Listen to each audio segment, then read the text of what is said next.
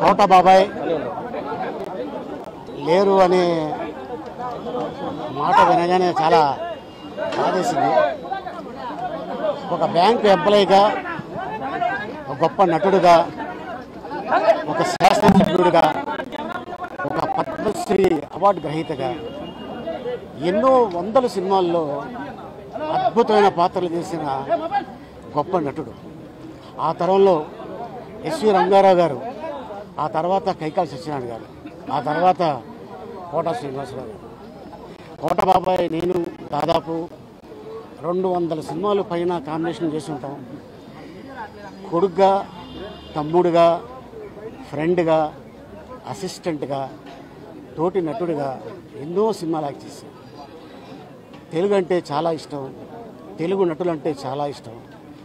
తెలుగు మాట్లాడి అద్భుతంగా చేసే నటులుంటే ఏమయ్యా వీళ్ళకి అవకాశాలు ఇవ్వండి అయ్యా అని చెప్పిన ఏకైక నటుడు కోట శ్రీనివాసరావు గారు. ఎందుకంటే వాళ్ళు ఇండస్ట్రీని నమ్ముకొని వచ్చారు, వాళ్ళకి వేషాలు ఇవ్వండి అయ్యా అని ఎప్పుడు కో డైరెక్టర్లకి, డైరెక్టర్స్కి, నిర్మాతలకి అందరికీ రిక్వెస్ట్ చేశారు.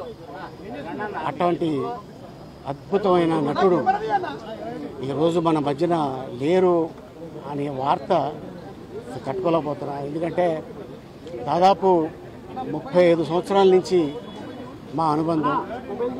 ఎక్కడ కూర్చున్నా కూడా అరే మధ్యాహ్నం బ్రేక్లో మనం కూర్చొని తిన్నారా అని చెప్పేవాడు. ముద్దుగా తెలుగు ఇండస్ట్రీలో మా బాబాయిని కూడా మేము అన్నిసార్లు పిలిచామో లేదో తెలియదు, కానీ ఈ కోట బాబాయిని మాత్రం కొన్ని లక్షల సార్లు పిలిచి ఉంటాం. సో వారి కుటుంబానికి నా ప్రగాఢ సానుభూతి తెలుపుతున్నాను. Thank you.